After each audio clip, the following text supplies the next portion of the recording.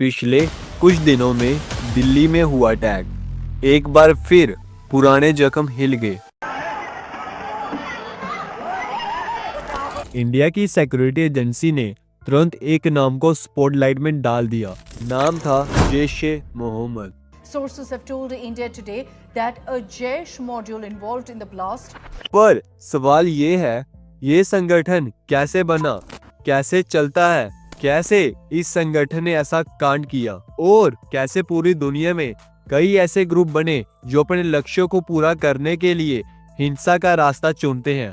आज की डॉक्यूमेंट्री में हम एक ऐसे ग्रुप के बारे में बात करने जा रहे हैं जिसका नाम है Jaish-e-Mohammed. This is a inside Jaish-e-Mohammed, the anatomy of terrorist. ये वीडियो किसी भी तरह से हिंसा या किसी आइडियोलॉजी को सपोर्ट नहीं करता, सिर्फ हिस्ट्री और फैक्ट्स। तो शुरू करते हैं आज की वीडियो। चैप्टर 1, ग्रुप की शुरुआत। जैश-ए-मोहम्मद एक मिलिटेंट ग्रुप था जो लगभग साल 2000 में बना। साल 2000 में ये न्यूज में आना शुरू हुआ। इस ग्रुप को बनाने वाले का नाम था मसूद अजहर। हाँ, मसूद अजहर का जन्म पाकिस्तान में हुआ था। बचपन से उनकी पढ़ाई इस्लामिक स्टडीज में हुई। जवानी में वो स्पीचेस देते थे और अलग अलग जगह पर रिलीजियस बातें शेयर करते थे। 1990s के दौरान वो एक ग्रुप से जुड़े थे, ISI। इसी टाइम उनका नाम इंडिया न्यूज में आना शुरू हुआ। 1999 में IC-814 हाईजैकिंग। दिसंबर 1999 में एक इंडियन एयरलाइंस का प्लेन हाईजैक हो गया। प्लेन काठमांडू से आया था और उसको जाना था कांधार। इसी इंसिडेंट में हाईजैकर की मांग थी मसूद अजहर को रिलीज किया जाए। कुछ घंटों के बाद उन्हें रिलीज करना पड़ा। रिलीज होने के बाद कुछ ही महीनों में मसूद अजहर ने एक नया ग्रुप बनाया जिसका नाम रखा गया जैश-ए-मोहम्मद। ये तो बस शुरुआत ही, आगे देखो होता है क्या। चैप्टर 2, ग्रुप का आइडियोलॉजी या विजन। हर ग्रुप का एक गोल होता है। जैश-ए-मोहम्मद का भी था। हाँ, जैश-ए-मोहम्मद का गोल पॉलिटिकल था और इनका लक्ष्य ये था कि हिंसा को बढ़ावा देना, क्योंकि हिंसा करके अपने लक्ष्य को हासिल करना इनका इरादा था। ये ग्रुप ज्यादातर साउथ एशिया रीजन में एक्टिव था। उनका फोकस इंडिया पर कुछ ज्यादा ही था, स्पेशली जम्मू कश्मीर एरिया पर। मसूद अजहर अपनी स्पीचेस में कहते थे कि उनका काम उनकी आइडियोलॉजी पर बेस्ड है। ग्रुप के मेंबर उन स्पीचेस को सुनते और उनसे मोटिवेट होते थे। ये टेररिज्म, ये दहशतगर्दी की बकवास सीने के साथ लगाए इस मुल्क की नजरियाती। तुम सोच रहे होंगे कैसी स्पीचेस, वॉयलेंस की। उनका वॉयलेंस एक कोर मेथड था। जैश-ए-मोहम्मद का मेन तरीका हिंसा था। वो अपने एक्शन को मिशन का नाम देते थे। दुनिया के कई देशों ने इस आइडियोलॉजी को डेंजरस माना, जैसे कि USA, रशिया और हमारा भारत भी। चैप्टर 3, जैश-ए-मोहम्मद का काम। जैश-ए-मोहम्मद का काम ज्यादातर इंडिया के अगेंस्ट एक्टिविटी में देखा गया। उनका काम छुपे हुए नेटवर्क, स्लीपर सेल्स और ट्रेनिंग कैंप्स के थ्रू होता था।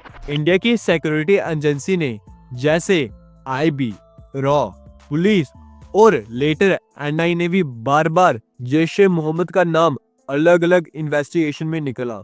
इस ग्रुप को कई बड़े हमलों का जिम्मेदार माना गया, जिनकी वजह से इंडिया और पाकिस्तान के बीच आज भी तनाव बढ़ गए हैं। उनके कुछ हमले जो आज भी इतने हाईलाइट हैं कि भारत आज तक नहीं भूला। साल था 2001, Jammu Kashmir legislative assembly blast. साल था 2001, पार्लियामेंट अटैक दिल्ली।